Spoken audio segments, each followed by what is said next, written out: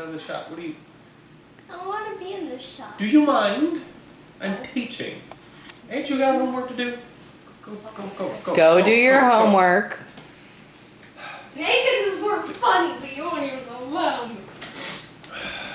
5th grade. Hi. It's been a minute. We'll get right into it. We're going to have a quick review of the staff and how to read music. And then, starting today and the next lesson, we're talking about music history. And you guys are going to learn all of it. Well, specifically you're going to learn the biggest musical eras. Well, let's start with our staff reading real quick. Okay?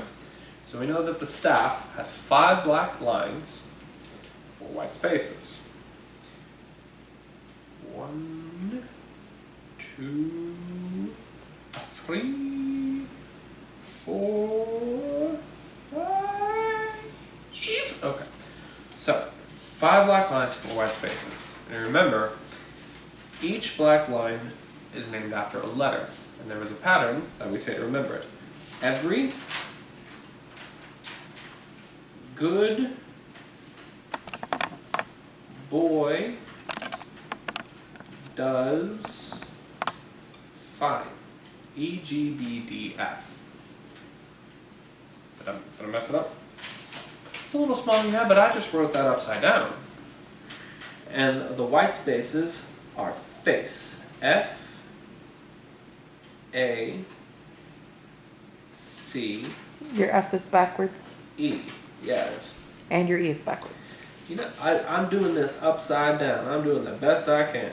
You should have written it down before. I didn't want to write it down before. I wanted to write it down now. So, F-A-C-E. So to know what... Your C is backwards too. You know what? You just can't let me have anything, can you? I can't. Better. Yes. To know what note... But you're forgetting the G. F-A-C-E, right. And the G on top. G. Face G. Right. To know what letter a note is, you have to remember there's 2 parts of a note. The note's head, or the circle, and the stem. And the note's head tells you what the note is. If the note's head has a line going through it, then it is a line note, and is named after that line. So in this case, this one would be a B. If the note does not have a line going through it, then it is a space note and is named after that space. So this would be B-A. Let's go ahead and fill in the rest of this just so we can have something to do here. So that would be another line note, D. And let's go back down to F. No line through it, so it's a space note. And these are all quarter notes, so 1 beat. So 1, 2, 3, 4. B, A, D, F. B, A, D, F. Okay? So that's all we really need to review for that. We can talk more about that next time. Let's talk history. So, music is divided into separate eras, specific stretches of time in which music was made in a certain way. The very first musical era is called the medieval era.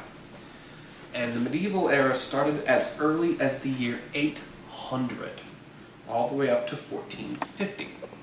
Now the reason we're saying the medieval era only starts at 800, even though human beings have been making music before that, is the year 800 is when historians first started to notice that people were actually writing their music down.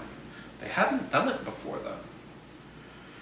And the big defining thing in music of the medieval era is that the music was called monophonic.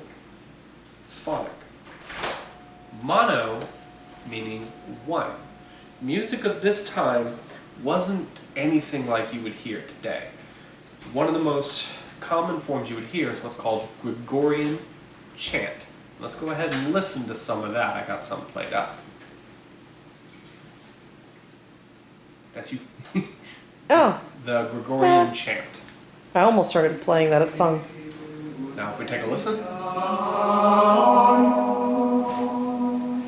We are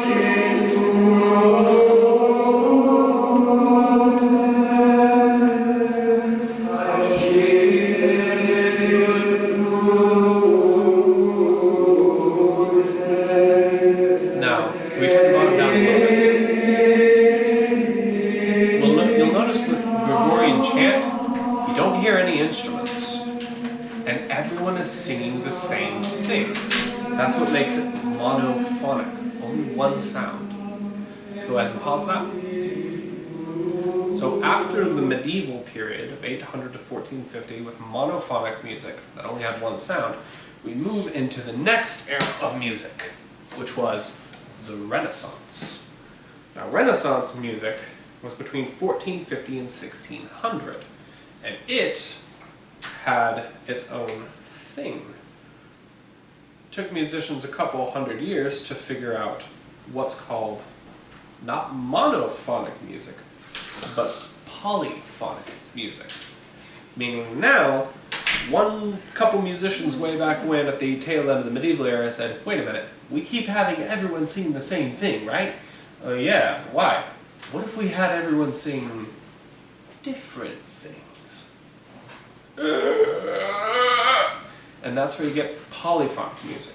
Multiple voices. Now, I actually have to pull my phone out for this, because I can't remember this guy's name, but there was one notable composer of the Renaissance era, and that man's name was, and this Giovanni Pierluigi della Palestrina. that, Giovanni Pierluigi de Palestrina. He was Italian. So, we have some of his music so we can hear what polyphonic sounds like. If we could play that now.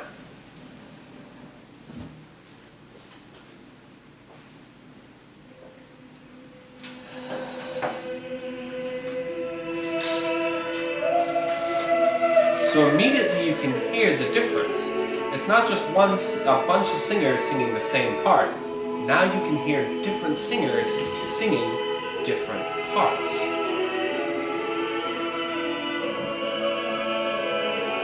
And that's what polyphonic music is. You go ahead and pause that.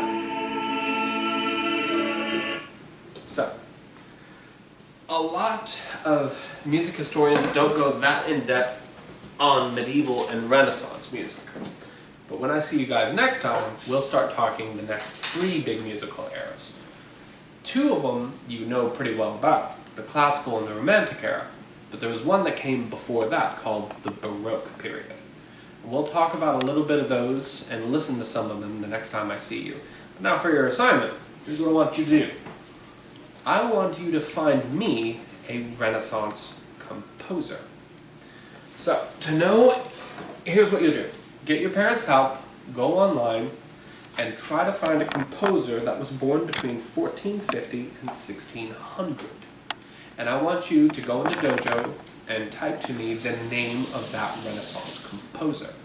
If you would like, try to find some of their music and listen to it too. That's all I have for you this time, and I will see you next time.